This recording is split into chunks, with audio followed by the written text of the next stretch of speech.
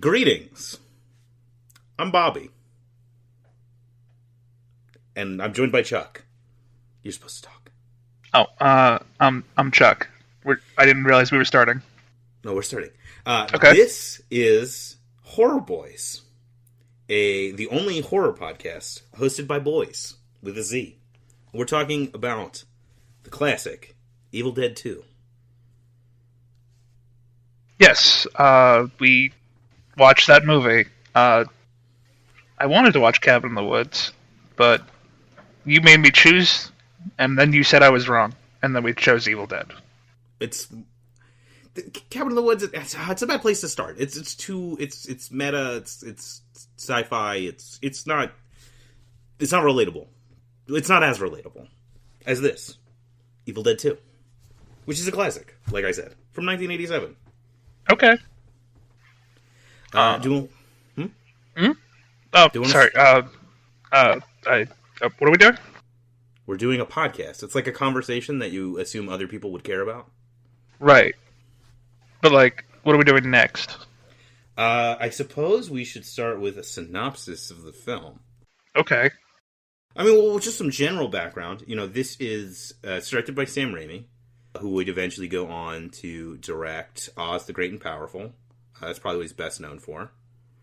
I hope not. That movie was terrible. Yeah, the movie blows. No. He's best known for Spider-Man, right? Like, that's the main thing that the most amount of people are going to know him from Spider-Man.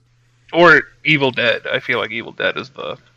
No, I mean, that's the one that, that's the calling card, right? That's the classic he's associated with. That's what he made his name on.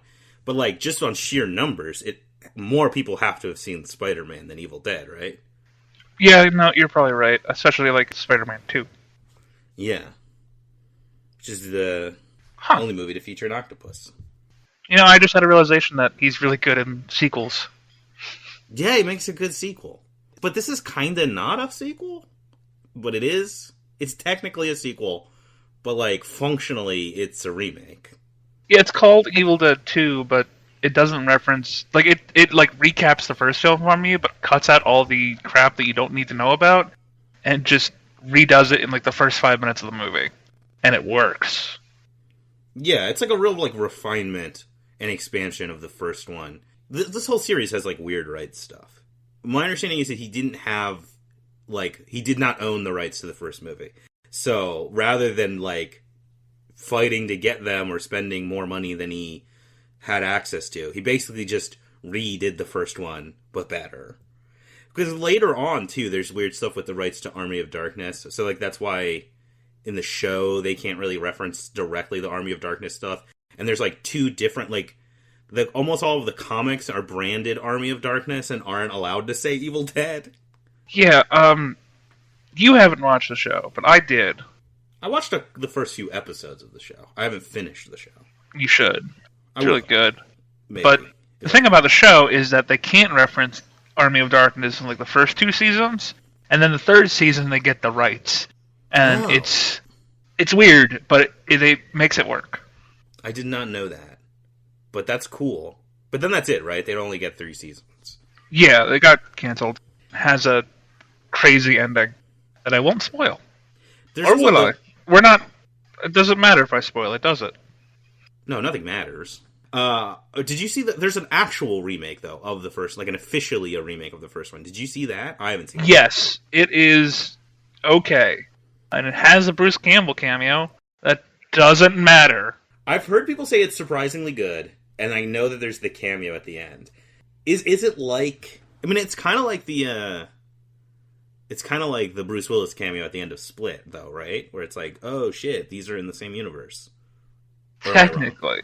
No, given my knowledge about the show and the movie, technically, if you wanted to, I guess you could conclude that Bruce Campbell, Ash's character, found out that things were happening in the cabin again with a separate group of characters, went and retrieved the book, and then fucked up with the book, and then that's how the series starts, and they're just all one big universe. Maybe. I have no idea. I, having no knowledge of the remake, have, always figured it would be cleaner if the way it worked was that the remake is an actual sequel to the first movie, and there's like two continuities. The remake feels more like a remake of the first movie than the second movie. Okay. Well, so we talked generally about it. Let's get into the actual plot of Evil Dead 2. Yes. Yes? Yes. Okay. Because we watched it, but we have no way of knowing if the many or no people that are listening have watched it. Let's say many. Let's believe that there are many people listening. Sure. Okay, so the movie starts with our protagonist, Ashley Williams. I don't think his full name is said in this, but it is Ashley Williams. We know this to be true. And he and his girlfriend Linda are very horny and very in the woods. So they break into a cabin that is seemingly abandoned. And this cabin belonged to an archaeologist who has uncovered a creepy, evil book made out of a person's face. And while they're hanging around in the cabin, Ash presses play on a reel-to-reel recording that this dude made, where he explains that the book is connected to this evil being called the Kandarian demon, which will be our, antagonist for the film. And he has recorded himself reading an incantation from the book, which summons or draws the attention of the demon, which is why that guy's not there, because he is dead, because of the demon.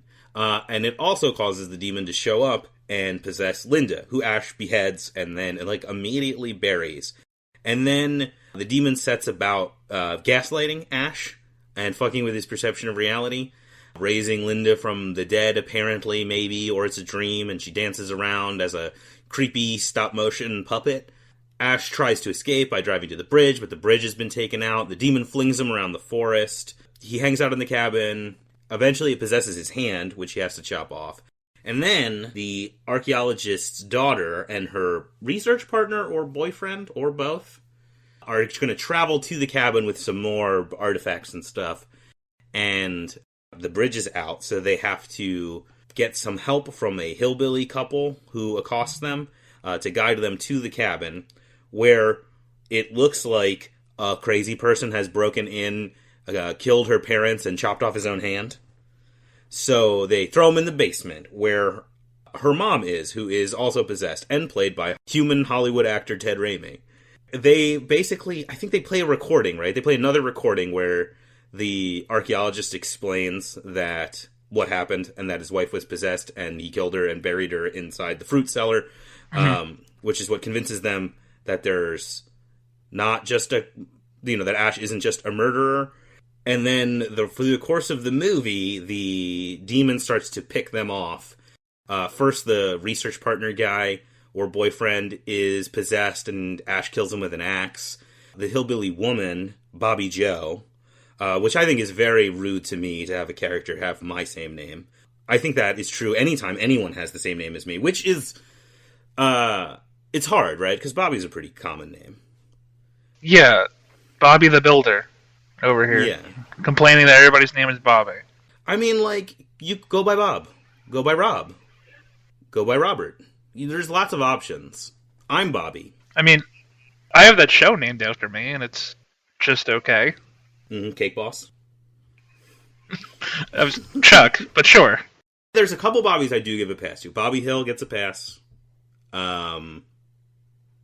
That's it. Sometimes I call Robert De Niro Bobby De Niro. This is getting us off topic. Anyway, she runs out and gets attacked by a tree. In the first movie, it's much more sexually explicit. They make the wise decision of cutting that out, and it's just a tree attack. The hillbilly dude runs out after her, and he really just gets put through the fucking ringer in this movie. He's attacked, he runs back into the cabin, he gets stabbed, out of an abundance of caution and or fear by... He gets a door slammed on him because they keep forgetting he's fat ass in the doorway. Gets dragged. Then after that, he's still alive. He gets dragged into the main room of the cabin by Annie. That's the daughter of the archaeologist. She's dragging him by his hands, giving him what must be a monster wedgie, and then he gets, like, blenderized by her possessed mom in the basement, which sprays a torrent of blood everywhere. Yeah, and later on you see a skeleton. Yeah. Ash is briefly possessed, then he gets unpossessed, and the end of the movie is him and Annie are going to team up. They learn that they need to recite another incantation from the Book of the Dead. It is later identified as the Necronomicon Ex Mortis, but I don't believe they say that term in this movie. I think that's an Army of Darkness thing. Army of Darkness is the sequel, for people who don't know. We mentioned it before. So they need to hold off the demon and the possessed people, which are Deadites, in time to recite this incantation, which will create a portal through which they have to force the physical manifestation of the demon. And to prep for that, we get one of the all-time great prepping for a fight scenes, where Ash creates like a cuff to put the chainsaw from which he had previously used to cut off his own hand, right? He creates a cuff to attach that to his stump, and like this harness so that he can pull the chainsaw cord with, one hand, or with the hand that is the chainsaw, and he saws off the shotgun that he uses throughout the movie, and they have a big face-off with the monsters, which leads to like this huge face demon thing, like encroaching in through the door of the cabin and like sending the trees in his hands. And it's fucking wild, and it's great. And Annie dies just as she's able to recite, like, the last words of the incantation, but not whatever is going to close the portal. So the demon and Ash get sucked to the portal and wind up in medieval times, and that is the end of the movie. Yeah, they set up the medieval times thing, but it's funnier when you say they just wind up in medieval times. That's how the movie ends. Just to be clear, medieval times, the time period, not the restaurant. Yeah, or any Renaissance fair that you might have in your neighborhood called medieval times, because I am sure that there's a bunch of them. Your neighborhood, why did I say that? Okay, so that's the movie. You glossed over some things, but, I guess we could talk more about them. Well, sure. I mean, I don't want to go over every detail, but yeah. I like this movie a lot. I agree. I agree that you like this movie a lot. No, the movie's great. It's, like, really fun. I'm always, like, I like horror in movies. Would you describe yourself as a horror boy with a Z? I guess. I feel like I have to. So, I feel like this movie in particular is, like, a really good cornerstone of horror. When the time it came out and how it influenced horror movies going forward. And the way that it has, it's so campy, right? But it's also at the same time terrifying. Like, there are parts of this movie where, they have the Deadites, like, floating, and they look, like, really scary. And while they're, like, making fun of you and gaslighting you, they're still, like the gaslighting itself is terrifying, because you can't trust your own mind. But in general, it's just, it's hard to describe it. No, I totally get what you're saying. I think the thing about this movie, well, one, with the campiness, right? Like, silly stuff happens, but the threat is always treated as being genuinely serious and deadly, which I think creates a really interesting tone, where it's like, the stuff that's campy, like, also ends up being kind of scary, because, like, it's not just that, like, oh, things are silly. It is the demon or whatever deliberately fucking with them.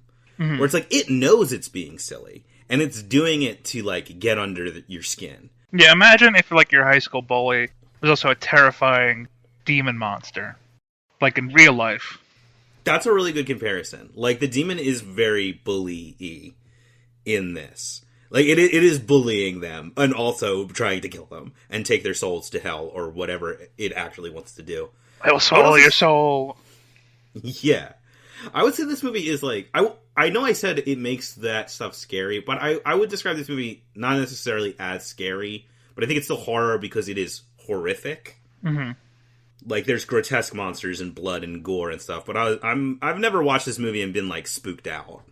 No, but I think, like, the idea of, like, the monsters making fun of you as it tears you to pieces is Mhm. like really dehumanizing, and like, you know, it's easy to like laugh at certain stuff, but like at the same time it is terrifying if that happened in real life.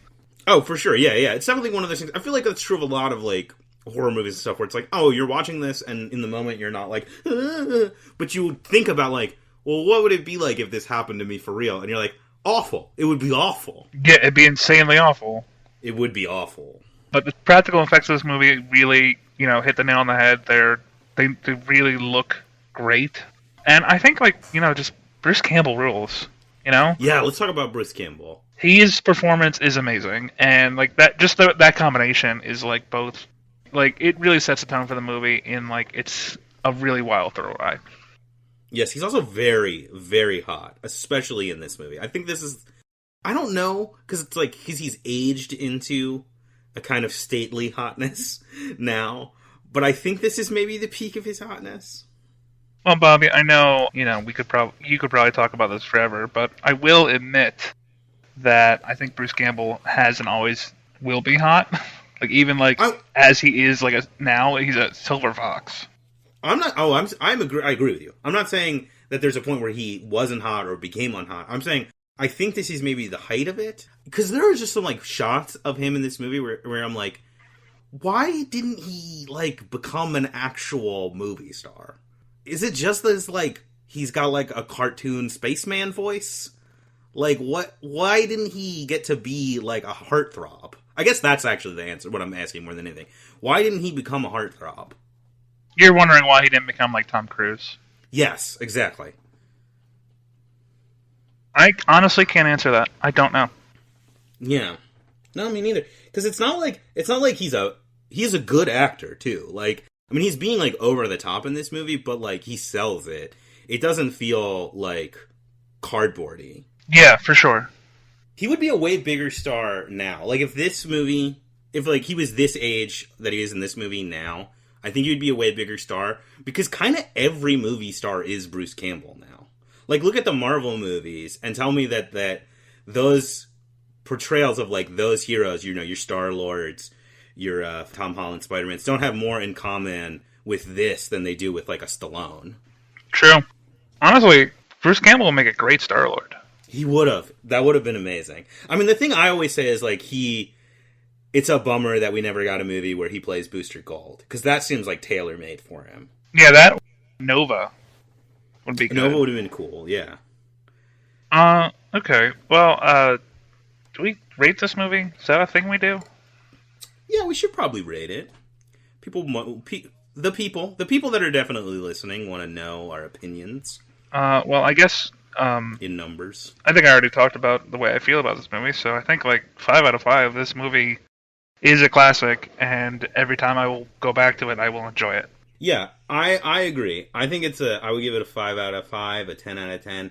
The thing that we didn't really touch on is like there's no fat on this. Like it gets right down to fucking business from the jump. I mean, I think part of that is because it, like you said, it kind of does like a condensed version of the first movie in the beginning, so like it has to start moving. But there really is there's no fucking around. There's no like wasted moment. Like every second you can see, you know, every second that's on screen, there's like something happening, that's cool. It's like it is a really like fun ride to watch. So yeah, I think I would give it the same score as you. I mean, it's an all-time classic. I don't know if it's like my favorite horror movie, but it's certainly pretty high up there. I mean, it's no Mangler 2, but Yeah, or no Critters. this movie could have been improved by, well, the hand. That's another thing we didn't touch on. The hand, once it gets chopped off, or even before it, when it is possessed. Once the hand is possessed, it's pretty crittersy. It is. It makes the noises and everything. Yeah. It's a pretty good part of this movie. I agree. Do you want to, maybe we should go into highlighting a couple high and possibly low points? I mean, that last element is going to be harder to achieve than the first one. Sure. Well, my high point for this movie is really an unforgettable moment. It's when Ash walking throughout the house being gaslit that the mirror is attacking him and he's just attacking himself, and like things are moving and he's not moving them. And then he sits down and he breaks a chair, and then the whole room starts laughing at him. Oh, yeah. The deer head on the wall becomes animated and starts laughing at him. The lamp starts laughing at him. The books start laughing at him. And then he starts laughing at himself. And it's just insane scene of everybody maniacally laughing. And it rules. I remember, like, we were watching that scene, and I was like, oh, yeah. Like, Ash is Daffy Duck. Like, That's a comparison.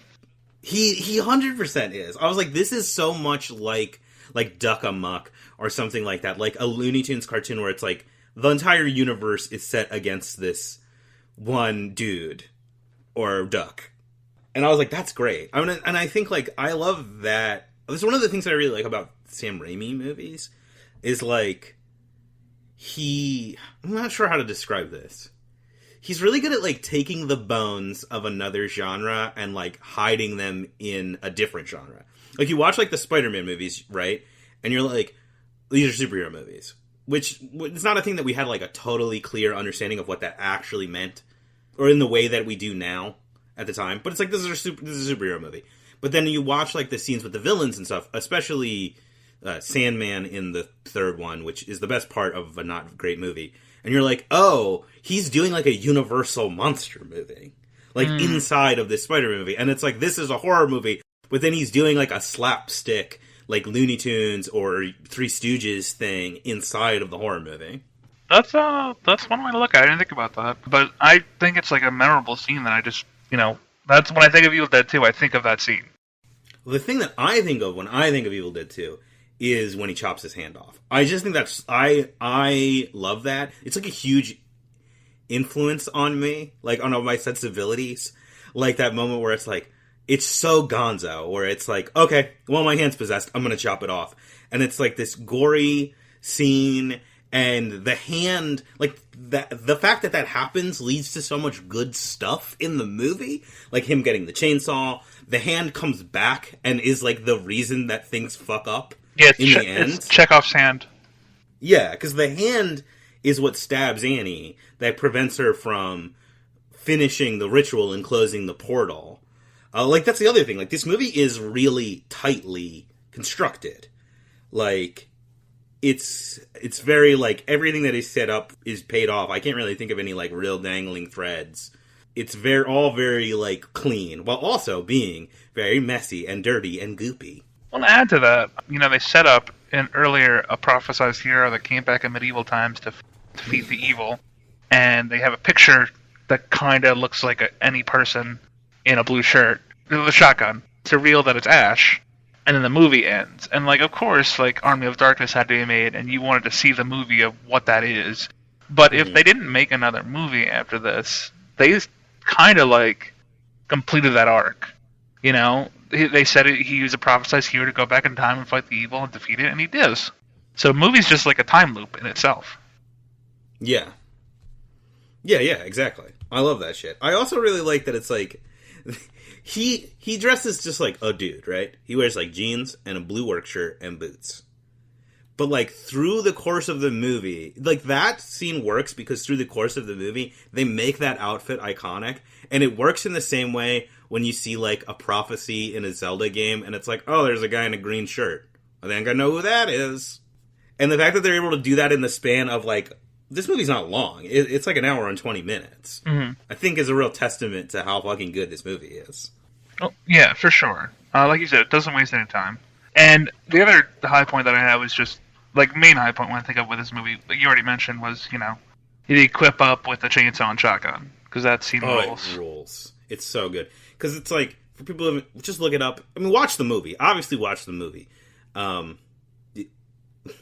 But, like, he has, like, a little... It's so smart, I think. Like, he's got this, like, little, like, piece of hardware on the harness where the, like, pull for the chainsaw loops. And so it's, like, this great, satisfying moment where he, like, sweeps his hand, which is a chainsaw, down his chest, and it's like... It's great.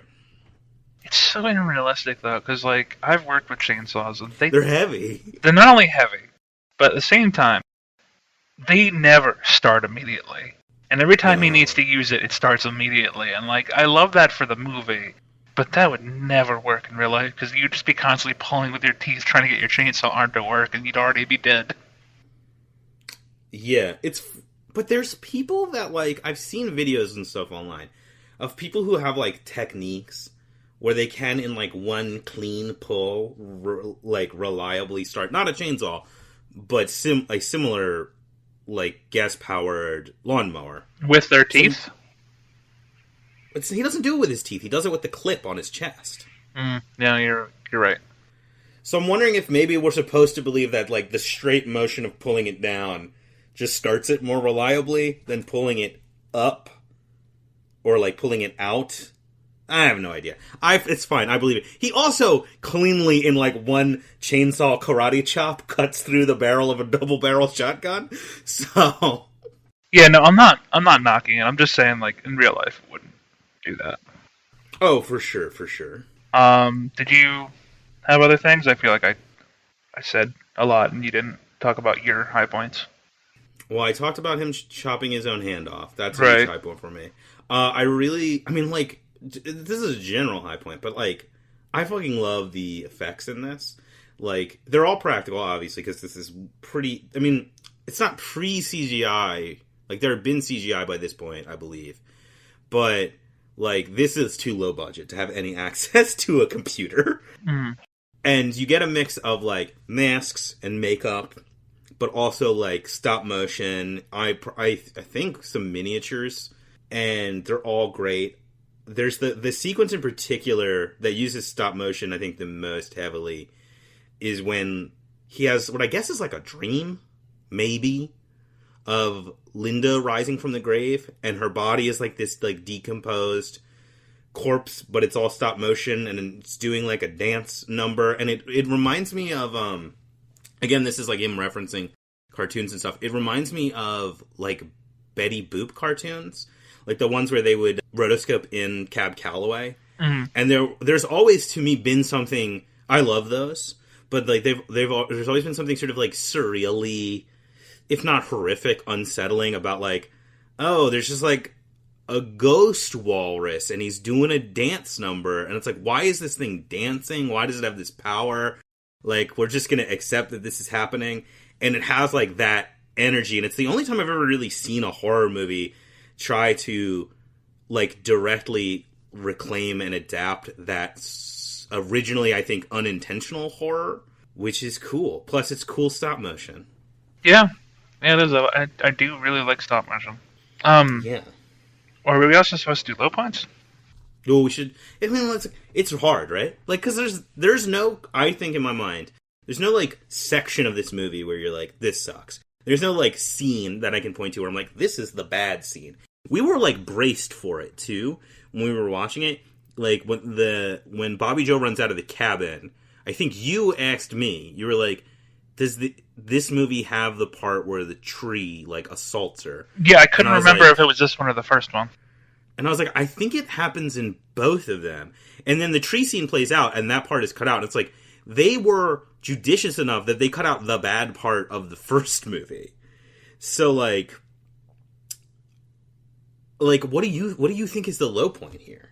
Oh, Bobby, I mean, I can't really think of a particular low point, but again, like, horror movie logic versus, like, real life logic, right? There's a point where Annie is reading from the book to, like, seal off the demon, and Ash is in the basement dealing with Henrietta, her mother, who is now human actor, as you put it, Ted Raimi, in a suit that's just going insane. And she pauses because she doesn't hear Ash anymore, and she hears, like, sounds coming from the basement. Instead of continuing to read, she just stops reading and goes check out the basement, and then she gets in trouble and needs to be saved by Ash, which later leads to her getting stabbed by the hand, and then being unable to finish reading before she's about to die. Now, this isn't, like, a bad scene in the movie, per se. You know, this is a still enjoyable, tense scene, but, like, why wouldn't you keep reading? Like, you had a job, Ash had a job. Ash was going to go, you know, take care of the demon. And you don't even trust Ash at this point, because at one point he came back as a demon and threatened you. And so, like, why do you care so much about this guy who might also be a demon? Just finish reading so you can live, you know? Yeah, I think that definitely stands out as, like, one of the only times in the movie where they do kind of make that concession to, like, horror movie logic, where the characters do something just to set up a moment. I think the movie actually does a really good job, for the most part, of having, like, even when characters act irrationally or illogically, which can often be frustrating, you're able to sort of understand, because of the situation they're in, why they would do that. And that is, like, the one time where it's, like, it's really hard to rationalize why she did that. Though I feel like it's such a small moment in the grand scheme of the movie that it's almost misleading for us to get so hung up on it. Oh, no. But it's just like, you know, you're saying we can't find a bad scene. You know, if I had to pick something, that's what I would pick. But, like, if you, like, sat me down and were like, is there a bad scene in this movie? I'd say no. Yeah. I think, like, this isn't necessarily a moment, and I'm not even sure if this is really a thing that I have a problem with, but I will say that, like, this is not a, this movie does not, for the most part, this movie doesn't really have rich characters. That's what I'll say. Even Ash, who's, like, really compelling and iconic, like, he is some dude who is, like, largely disconnected from any kind of, like, past or depth. We get, like, more of a feel for his personality than anybody else's, because he's in more of the movie. But, like, this movie is not interested in characterization. But, like, on, like, the other hand, I don't necessarily think that if it was, it would be better. I feel like that would lead to more, like, wasted time. Like we talked about, one of the things we like is how slim and clean this movie is. Yeah, I think the most character we get is from the hillbilly guy, and he gets it. So, yeah. You know, I mean, did you have something? I mean, that was my low point. Like, that was just my general thing. Because I really don't, I'm trying to think of, like, there was nothing that, like, made me cringe. There's no moment where I'd be like, this needs to be cut out, or, like, any big changes I feel like I would have made had I been in charge. I can't think of any. So, I think, like, another example of how good the movie is, like, we struggled to come up with one low point. We had to cut ourselves off from talking about high points. Yeah, no, this is a great movie. Good watch. Okay. Should we keep talking about the movie? What are we doing? Yes, obviously we should keep talking about the movie. Right. We're just gonna split. So, I think what we should do now is we should look at the threat that this movie presents. Okay. You know, in a segment I like to call Threatco. It's where the threats go.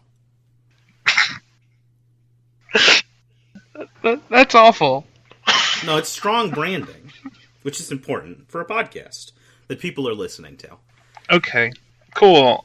So I guess the first threat is the book. Maybe reading it, sets off the thing. Maybe just don't read it. Now, first off, I would definitely read the book. I'm a voracious reader. I have a thirst for knowledge, and you know this about me. I got so many free pizzas back in the day when I was a child for reading books. I'm not just going to leave one unread if I see it. But the other thing is, the movie is smart enough to know that that's a problem. Because Ash technically doesn't read the book. He just accidentally plays the recording. The book is obviously creepy. There's nothing to tell him that the tape thing is creepy. It just looks like a reel-to-reel tape machine. And I think he might actually even play it by accident. That's funny to think about. That, our main character has to be cool. He can't read books like a fucking nerd. Exactly. See, that's the thing, right? I'm like, oh, this movie doesn't have super rich characters. But it gets the characters. It fucking gets them. This guy's not going to read a book. Alright, well, I guess, the book gets read. If you're around, Bobby. Mm-hmm. So let's talk about Invisible Force, which is, I guess, the giant meat man that they turn it into later on. But right now, before they do the ritual, is an invisible force that can do a lot of things and is pretty terrifying. Yeah, it can fling you around the forest, it can animate inanimate objects and plants, it can just possess people. That's a thing, this isn't a problem, but I will say that the movie is very unclear as to, what the rules are. It possesses Ash, and then the day breaks, and he's freed, but then it possesses his hand, and then it possesses him again, and he gets out. And certain people just get taken over with no resistance, but like Annie and the hillbilly guy are allowed to roam free without ever getting possessed. So that's pretty scary. That you don't know how it's going to work, and just anybody who's with you could suddenly turn into a monster that's going to float around and go, swallow your soul at you, that's not fun. I wouldn't enjoy that. I don't want my soul to be swallowed. Yeah, and then it turns into a big meat man that has the faces of everyone it killed, and also your own face, because it has Ash's face on it, but it hasn't killed him yet. I think that's because it possessed him, right? Yes. Or is it because it killed him in the other timeline of the first movie?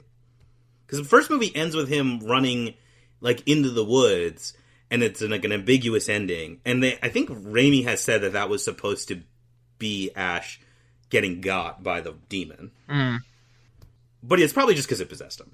Well, it also destroys the bridge, we assume? Yeah, doesn't just destroy it. It, like, crawls the bridge up into a scary skeleton hand. Yeah. Like, that bridge is fucked up when he finds it. Yeah, this invisible force is equally, if not more, terrifying than, like, just the Deadites themselves. Like, it's hard to predict or control. Yeah. But it does have there's a clear way to defeat it. You read the thing in the book, and it goes in the portal, and then you finish reading it, and it's closed and the thing is gone. So there is, like, as ambiguous as the rules of how it operates are, it's very clear how you end it. Okay. Well, let's talk about the Deadite sign, because you just immediately become one. I don't know if that's, like, it just affects people with, like, low willpower or injured people, because, like, her, Annie's boyfriend / study partner just becomes infected, like, after he gets injured. Yes. But not before. I think it's a willpower thing. I think we're supposed to believe that, like, after he's possessed and freed by the sunlight, like, Ash has the will to fight it, and that's how he gets unpossessed when he gets possessed later. And, like, its influence is creeping into him, and that's why his hand gets possessed. Mm-hmm. So I guess Annie just has a really strong will. But, also, I guess I'm not sure if this is part of the, I guess this is part of the threat assessment, because this does increase the threat of him. But when the boyfriend or research partner or whatever, I think his name is Ed, gets possessed, he gets more teeth. He gets, like, rows of redundant teeth like a shark. Mm-hmm. And his mouth is just full of teeth, which I find to be quite disturbing. It's a cool visual effect, but had I encountered it in real life, I would be pretty freaked out, because human teeth kind of freak me out. So you would have to deal with that. But so you got invisible force with nebulous powers that can warp at least your perception of reality and possess people of low or diminished will. You have then those people become fucking flying, biting, neck-stretching zombie monsters. Blobs, too, sometimes. Yeah.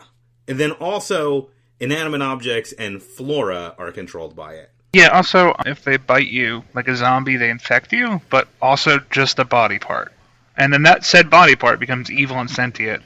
And even if you chop it off, it will roam around and try to fuck your shit up. Yeah, it stays.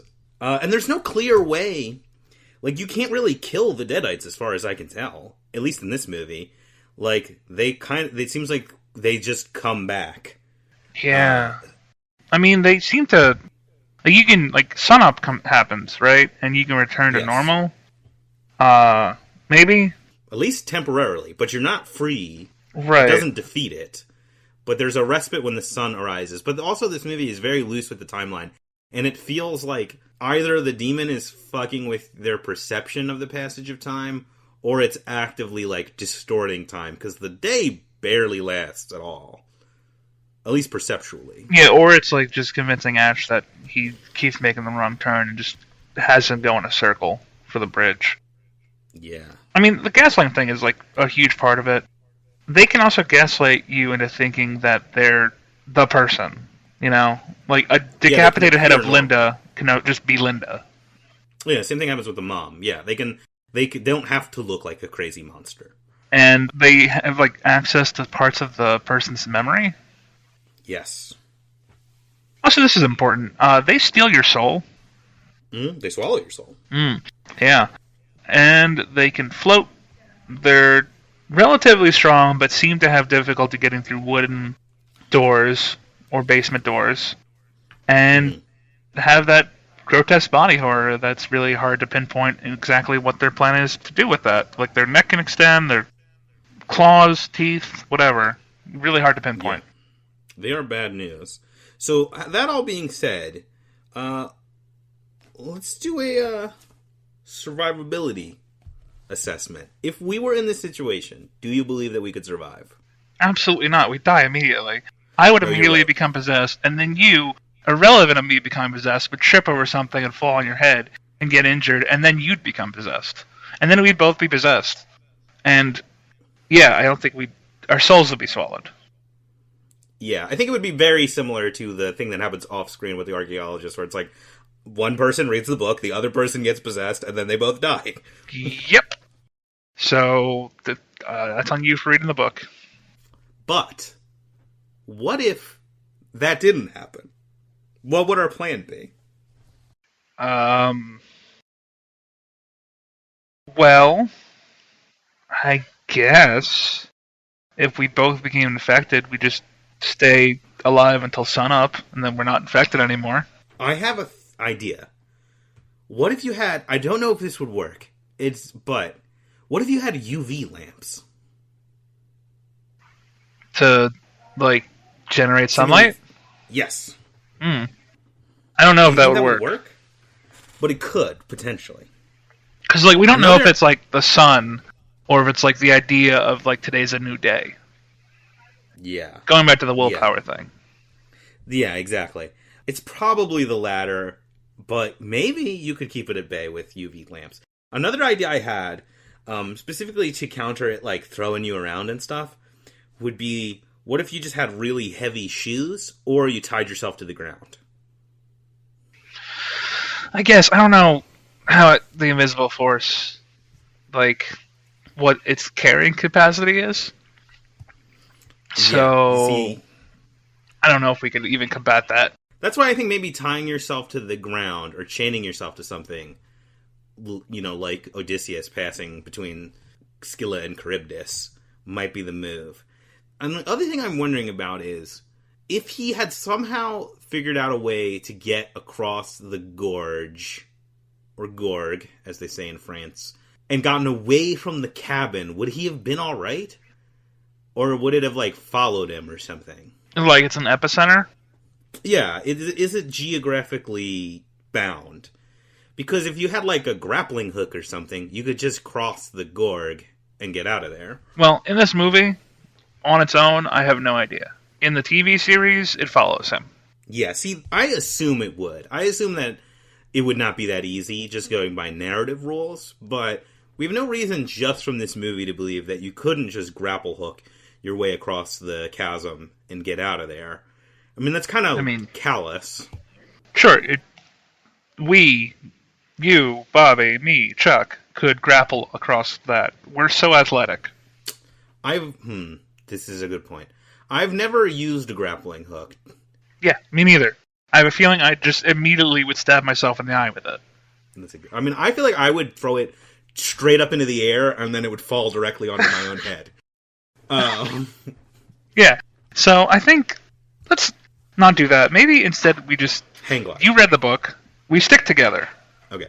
You know, like, if I see you reading a book with a face on it, I just slap it out of your hands and don't leave you to your own devices. Okay. I have two ideas here. Well, one is, what language is the book in? Kandarian? So just don't learn any other languages. English is too young and stupid a language to have genuinely evil books written in it. So if you only know English, then you'll never accidentally release a demon. The other thing, but then there's the translations there, so you read the translation. So that's not a great plan. But we were like, oh, the problem is read the book. That causes the problem. But the solution is just don't be a lazy reader. Just keep reading the book, and you'll just read the part that banishes the demon. And the demon will only really be around for like a couple seconds. Good point. But let's say we read the book, right? You're adamant on that. If we're getting gaslighted, right? Just punch everything. Yeah. You know, like if you think the mirror is attacking you, just punch the mirror, and then you know it's not attacking you. Yeah, you just got to become a human wrecking ball. If they think the chair is laughing at you, punch it. This is a good plan in general. Also, don't trust trees. Trees are bad. I already believe this. Lock all doors in basements, I guess? It seems to have trouble with those things. Yeah, but then they have to go down in the basement because the pages get thrown down there. Right, but like, you know, if it was us... Don't trust the hillbilly. Don't throw pages down a basement. I would never disrespect a book like that.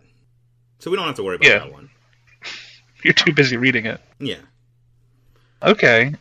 There's a point in this movie that actually might... This is gonna sound dumb, but who cares? There's a point where Ash is possessed, and then he sees a necklace that he gave to Linda, and then becomes unpossessed. What if we, when we get possessed, we just give each other friendship bracelets? This is a genius idea. Yeah, yeah. So you just make sentimental objects, and then, so like I get possessed, and you say, Bobby, look at the friendship bracelet, and then I look at the friendship bracelet, and I remember all the good times we had together, and then I get possessed. Yeah, and then I say, Chuck, look at the friendship bracelet, and we just keep doing that back and forth until daytime. This is perfect. We could survive. We just have to plan ahead and make friendship bracelets, or like we could if we needed to, if we're seeing like an Evil Dead 2 situation is popping off. I could just pick up, like, a nail and be like, Chuck, this represents our friendship. And force it I don't know if that would work. I'm just saying, like, you could do it in an emergency. I guess. Sure. I guess we'll start making friendship bracelets. What if that was the original purpose of friendship bracelets, but it's been lost to time?